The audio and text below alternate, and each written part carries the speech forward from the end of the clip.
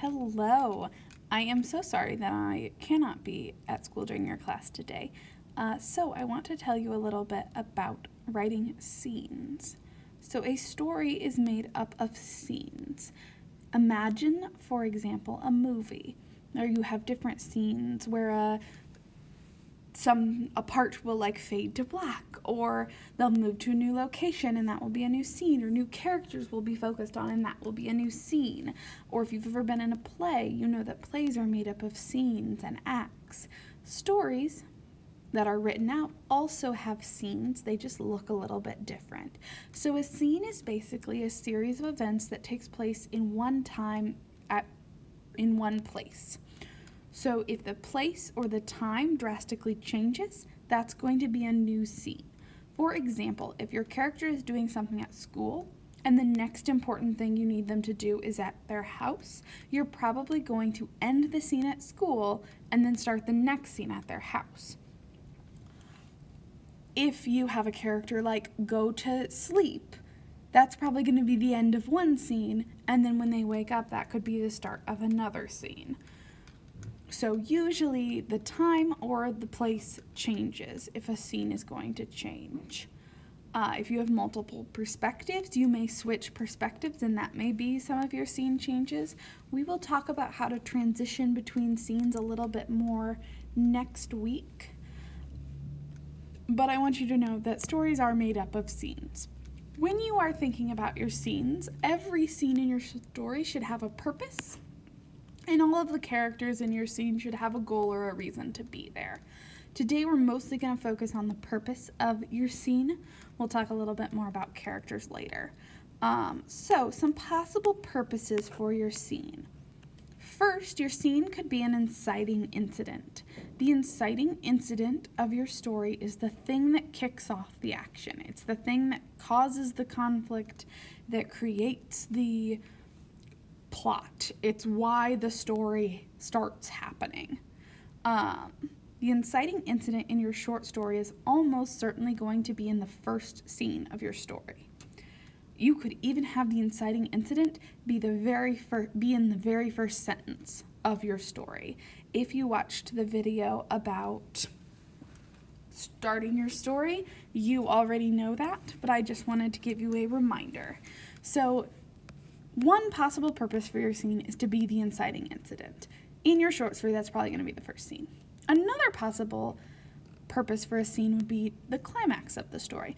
For a short story, that's going to be closer to the end of your story. You may also have scenes that are there to push the plot forward. Those are going to be like your rising action scenes. For a short story, you're probably going to have several rising action scenes. So you're going to have some sort of inciting incident scene, you're going to have several rising action scenes, a climax, and maybe a resolution. You might have a falling action scene if you need it. Your scenes can do more than just be basic parts of the plot. Your scenes can also reveal important information. They can establish and develop character traits or relationships. They can establish and develop the setting. They can establish and develop the mood, tone, and atmosphere. They can build tension and suspense. They can establish foreshadowing. They can reveal background information. And like I said, back to sort of our parts of our plot, you can have a scene that provides a conclusion or a resolution. When you are thinking about these possible purposes, keep in mind that a scene can do multiple things at one time. So while you can't have the inciting incident and the climax in the same scene, that wouldn't make sense. You can have the inciting incident and establishing character traits in the same scene. You could easily develop the setting, the mood, tone, and atmosphere, tension and suspense, and foreshadowing all in the same scene. You could develop character relationships, reveal important information, and push the plot forward all in the same scene. So keep in mind that strong scenes will probably have more than one purpose. When you are starting to write your scene, make sure you have a purpose in mind. If you find yourself writing and you're not sure why you're writing the scene you're writing, pause for a second and think about what this scene is going to do for your story. If all it's doing is pushing the plot forward, see if you can weave some more into that scene. Are there some places where you can develop the setting a little bit more? Can you establish some foreshadowing? Can you establish some character traits or relationships? Is there a little bit more you can do with that scene than just pushing the plot forward? If you want to look at an example of a scene, we have one here. So my scene idea was that Sophie finds a doll in the woods. The purpose for my scene was to build tension and suspense and push the plot forward. So this was going to be like a rising action scene in my story. So I imagined that Sophie had been given this doll, and the doll was kind of creepy actually, and she had tried to get rid of it once already, and then she went into the woods, maybe because she got mad at her mom, and she finds this doll still in the woods. So let's look a little bit at this. So it says, as Sophie stomped into the woods, she felt a chill run down her spine. The trees around her swayed softly in the wind as if they were tied to the strings of a marionette puppet. She stopped and glanced into the darkening grove. She thought about turning back, but she couldn't bear to face her mother just yet. Sophie gasped as she heard a rustling behind her. She turned, backing away from the bushes as they began to shake. Sophie was trembling. She felt sweat collecting on her brow. As the bushes shook more and more violently, Sophie stepped back, losing her footing. She tumbled to the ground, screaming. Rolling backwards down the ravine, Sophie tried to stop herself, grabbing at the ground. She hit the stream hard, cold water spraying up around her. She felt the clammy chill seep into her dress. Struggling to her feet, she felt something small and plastic beneath her hand. Sophie felt dread pool in her stomach. It couldn't be what she thought. It just couldn't.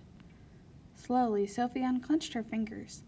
She didn't want to look, didn't want to know, but she took a deep breath and looked down. There in her hand sat a perfectly white doll shoe. Sophie stood there in shock. Hesitantly, she turned the shoe over in her hand. There on the bottom was the carefully crafted heart she'd drawn in purple ink the week before. Sophie flung the shoe into the surrounding trees. A soft giggling arose around her.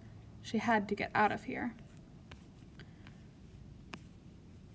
Sophie shakily scrambled out of the river and up the ravine's edge. Branches gripped at her hair as she rushed through the woods. The laughter grew louder and more sinister around Sophie. A blur flew past her, causing Sophie to stop in her tracks. Sitting primly on the path in front of her sat Francesca, staring straight at Sophie, perfect green eyes highlighted by long, dark eyelashes. And then I would probably have a little more to that scene to transition to the next one, but we'll talk more about transitions another day. But as you can see, this is sort of a scene. This is a series of events that all take place in one location at one time. Sophie's in the woods. She went to the woods because she got in an argument with her mom, which, like I said, I would have established in an earlier scene. This is just one scene, so I don't have to include every bit of information in every scene. I wanted to kind of start with a scene from the middle of the story so you could see how that would kind of work. Here at the end, I would probably have her leave the woods or indicate that she was leaving the woods so that then my next scene could happen elsewhere, like at her house or wherever. So I built tension and suspense in that story. We know there is this creepy doll. The tension is higher because this doll is getting creepier. And I'm pushed the plot forward because now Sophie knows that she really can't get rid of the doll. And she's going to have to figure something else out to do. So what I want you to do today, before you start working on your own story, I want you to do a practice scene. So I've given you a prompt for a practice scene. It is Charlotte sees a ghost in the hall. The hall can be wherever you'd like. Charlotte can be whoever you'd like, and it can be whatever type of ghost you are feeling like writing about. If you want to try to make this a funny scene, go for it. If you want it to be creepy, go for it. If you want it to be very sad, go for it. If you want it to be very happy, go for it. Whatever kind of mood you want. But first, before you start writing your scene, decide on the purpose for your scene.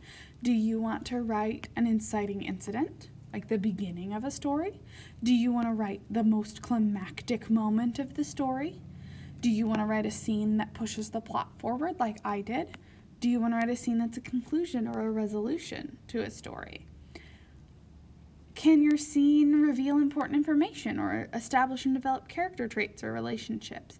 Can it develop the setting or the mood, tone, and atmosphere? Is it going to build tension and suspense, establish foreshadowing, reveal background information?